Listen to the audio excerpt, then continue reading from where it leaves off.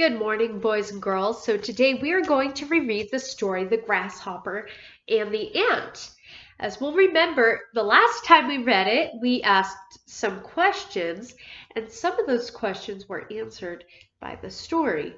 We also paid attention to what parts of the story were real and what parts were make-believe. So certain parts of the story that were real, we saw that ants actually do work very hard saving up food for the winter, and that they carry heavy loads of stuff to bring back to their ant hill. So today we will read the story again. This time we will listen for details. We will listen very closely to the details about each of the characters. You should think about how the ant and the grasshopper are like real insects, and how some of the things that they do are make-believe. After listening, we will write a little bit about real ants and grasshoppers. So you will get to build your own chart just like this at home. So if you want to get your piece of paper now, go get it now, get your pencil. You can put me on pause and then we will listen to the story.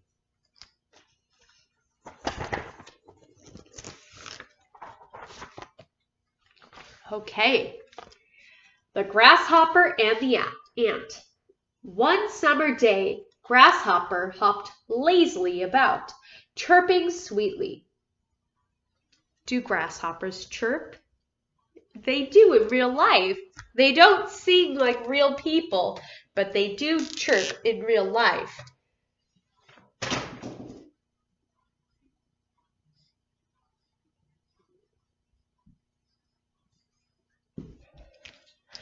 Okay. He stopped to smell a flower. He noticed ants scurrying past, hard at work.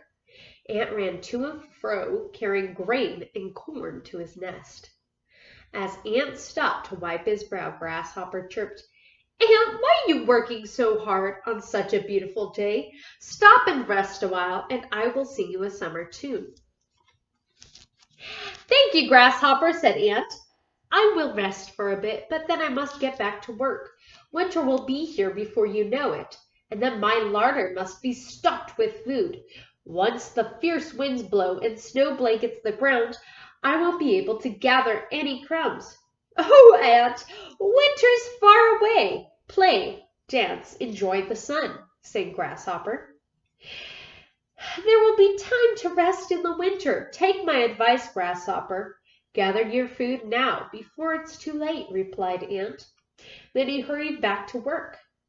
Grasshopper continued to bask in the sun day after day. As the days grew chillier, Grasshopper continued to sing, but he sang more slowly. One cold, bleak day, a fat flake of snow fell from the steel-gray sky. Then another fell, and another. Soon Grasshopper was shivering so hard that he could not sing. Try as he might, he couldn't spy a morsel of food anywhere. Suddenly he found himself at Ant's door. Tap, tap, tap, he knocked on Ant's door.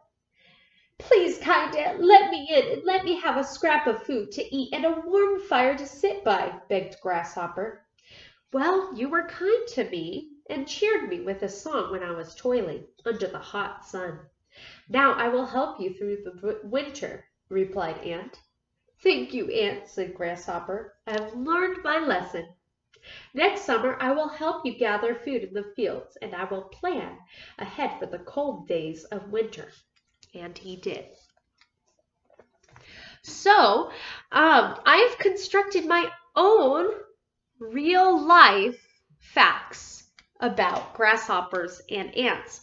As I was reading the story the first time, I was thinking about real things that real grasshoppers are like in the story. So grasshoppers, they are insects. Grasshoppers, they have wings and can fly, and they chirp, just like in the story. Here on the right side of my chart, I've titled the right side ants. They have 6 legs. They can carry heavy food. And also, as we have learned in the story,